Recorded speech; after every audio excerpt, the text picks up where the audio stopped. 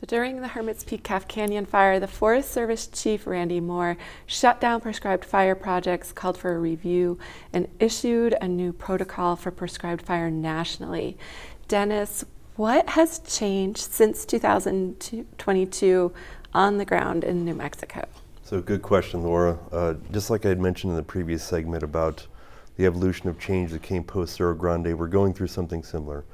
And this pause, I think, was important to kind of collect our thoughts and put down on paper what some of these things we need to think about are. Without going into extraordinary detail, the things that I'm taking away is wanting a lot more engagement from agency administrators and line officers, being more engaged and knowing more about the projects, being able to speak to them, ask questions, document those questions through the go, no-go processes that we have. We used to talk about drought, but now we're going to formally talk about drought and formally document that conversation. And as Sean said previously as well, having many minds at the table to have a good discussion, and so we're keeping each other in check. More checks and balances to how we move forward with authorization. Now when we're moving through prescribed fire, some other things are acknowledging more resources that'll need to be on scene, with our contingency resources being closer, or not on scene, but closer within 30 minutes response time. And then also that kind of the back end of the prescribed fire, as far as a patrol plan, critical weather step-up plans and things, when we're talking about 4-month holdovers from pile burns, that we know we got to stick with this a lot more intensely, using new technology with infrared systems and things that we can start checking things as we're moving into prescribed fire season. Yeah. Oh, Mitzi, go ahead. Oh, well, thank you. I was just thinking that, Dennis, you're just really highlighting some of the additional ways that the Forest Service has changed, to the question that you were asking earlier, Laura. And I think one of the big things that's kind of embedded in what you just said was that the Forest Service is really recognizing the complexity of prescribed fire. And, I remember as a little girl that I would be out in the backyard with my father and we would do pile burnings. And you wouldn't think that this was something so complex. But as Sean and Dennis were earlier talking about how we're finding with the mega drought, the residual heat that just stays in the ground and reignites months after, that's complex in a complexity that we had never seen before. So I think that that's an example of another kind of learning and way that the Forest Service has changed, is really just understanding that we always knew that we had an inherently dangerous job, and now we are just recognizing even more so the complexity that's embedded in because of the changing climate and because of the mega drought. Yeah. So. Oh, sorry. I was going to say, and to add to what Dennis said, those specifics. But the other part that we're doing is, engaging with the public, is making sure that they're at the table as well. And then that comes in a number of different forms. We're going out and having field trips. If somebody wants to actually go and walk a unit with us, with our fuel specialist, with our burn bosses, we're doing that. Last week we had a town hall meeting in Santa Fe, right at the Aztec Springs community. There we're planning to do a prescribed burn directly adjacent to that community. We want to have one-on-one conversations with those neighbors, with those landowners that are likely most directly affected. We're wanting to meet people where they're at and the way they're wanting to do that. Having town halls, having one-on-one conversations, making sure that all of our elected officials at the county level, state level, and national level are understanding. And we had a town hall 2 days ago in Regina, that a lot of the feedback we got, even from some of the elected officials, like their staff members, was, wow, we didn't realize all of the prep work and the thought and the preparation that goes into conducting a prescribed burn. And so wanting to engage with the communities that we serve in a very meaningful way, to hear their concerns, to make sure that, is there a blind spot that we're not aware of, that they might know because they live right there, that we're listening to them and engaging in that and adjusting course. So one of the things that I've been thinking about, because I've looked at some of the old prescribed fire plans, they're long. There's like a lot of planning that goes into them. They're complex. Does the Forest Service empower people on the ground to push back if conditions aren't right or if something goes wrong? Absolutely. It's this talk of pressure that's out there. I think it's convoluted in some ways sometimes. We all know what we're up against with everything, but never, in my experience, has there been pressure to light a match. The pressure we do put on each other is to get something ready. And that's the message that we've sent through our ranks, from the archaeologist or biologist to the burn boss or the agency administrator, is you need to have the project ready. Get the compliance work done, get the preparation work done, so that you have the advantage to take advantage, to be able to take advantage of window when it comes. But never pressure to say it's time to light this spring. No. But this is where the Dennis, more... wouldn't you say that's one of the changes too that we've experienced, that now before you do a prescribed burn, if it's a multi-day, every single day folks are empowered to And then what we were talking about is like having discussion not just with the agency administrator, but the firing and holding bosses, and making sure and documenting that this plan that we're about to embark on is bought in by everybody who's involved. I think these conversations that we keep touching on, and the more formal and documented conversations and having the minds at the table, are very important.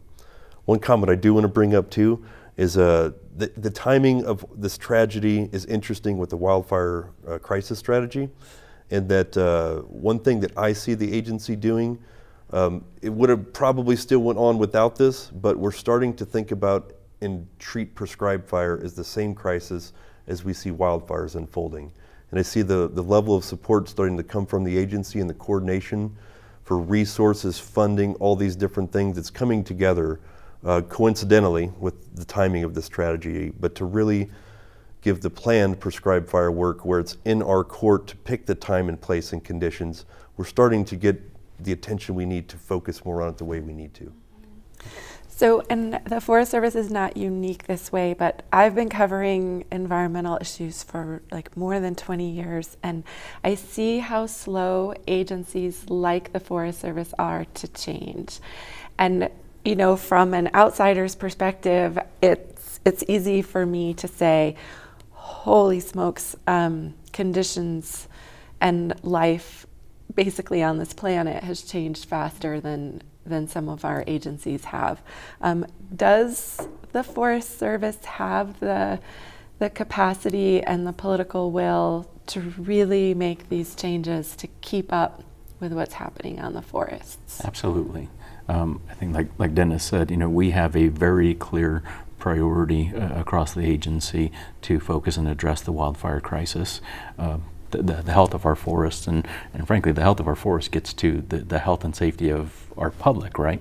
And so it is very clear from a priority standpoint of the agency. The Congress has come through and appropriated. I think there's, you know, about $7 billion that have been appropriated to address this crisis head on. And I'm new to the Forest Service, 7 months here, but what I've seen, and so, you know, my tenure has been all change, but I see a huge desire. This is like Dennis and I were talking this morning. He said, this is what I've been hoping for my entire career, was to see the straight focus on this priority, the health of our forests, the safety of our public, and the resources to get it done.